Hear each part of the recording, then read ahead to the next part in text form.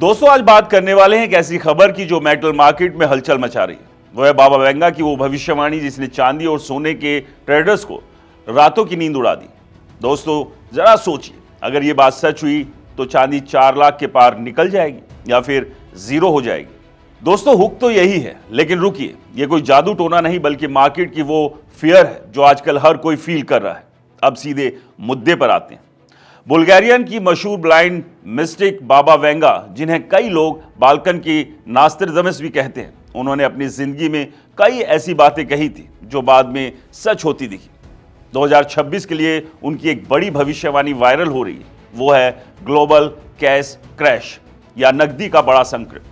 मतलब banking system डगमगा सकता है, पेपर नोट्स और डिजिटल करेंसी की वैल्यू गिर सकती है, लिक्विडिटी क्राइसिस आ सकता है। ऐसे में लोग क्या करेंगे?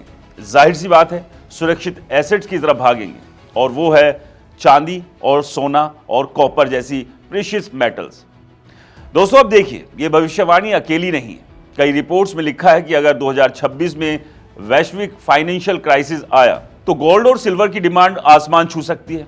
एक्सपर्ट्स का अनुमान है कि गोल्ड की कीमत 25% से 40% तक उछल सकती है। मतलब भारत में 10 ग्राम सोना 1,62,000 से 1,82,000 तक पहुंच सकता है, लेकिन चांदी वो तो और भी तेज भाग सकती है, क्योंकि इंडस्ट्रियल यूज ज्यादा है।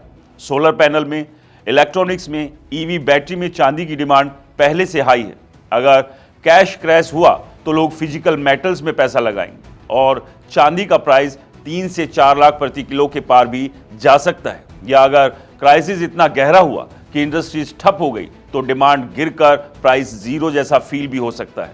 लेकिन दोस्तों असली बात यह है कि बाबा वेंगा की भविष्यवाणी को हम बिलीफ के तौर पर नहीं ले सकते। यह मार्केट साइकोलॉजी की बात है। जब ऐसी खबरें वायरल होती है, times of India, economics times, ABP, news 24 जैसी जगहों पर, तो लोग डर जाते हैं। फियर ऑफ मिसिंग आउट यानी फोमा शुरू हो जाता है। ट्रेडर्स सोचते हैं अगर क्राइसिस आया तो क्या होगा, और वो पहले से ही गोल्ड सिल्वर में पोजीशन बना लेते हैं।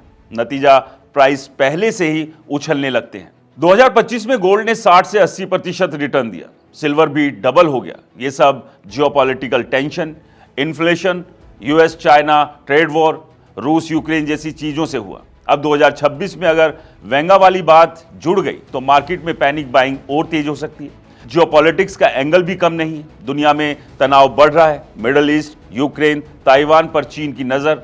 अगर कोई बड़ा कॉन्फ्लिक्ट हुआ तो सप्लाई चेन टूट सकती है, मेटल्स की प्रोडक्शन प्रभावित हो सकती है। चांदी का 50 से ज्यादा प्रतिशत यूज इंडस्ट्री में, तो डिमांड सप्लाई का गेम और खतरनाक हो जाता है। दोस्तों एक्सपर्ट्स कहते हैं कि ऐसे हालात में सेफ हेवन एसेट्स की वैल्यू बढ़ती है, यानी सोने, चांदी, कॉपर। लेकिन याद रखिए, मार्केट में फियर और ग्रीड दोनों चलते हैं। आज फियर से प्राइस ऊपर जा रहा है, कल अगर कुछ अच्छी न्यूज आई तो करेक्शन भी आ सकता है।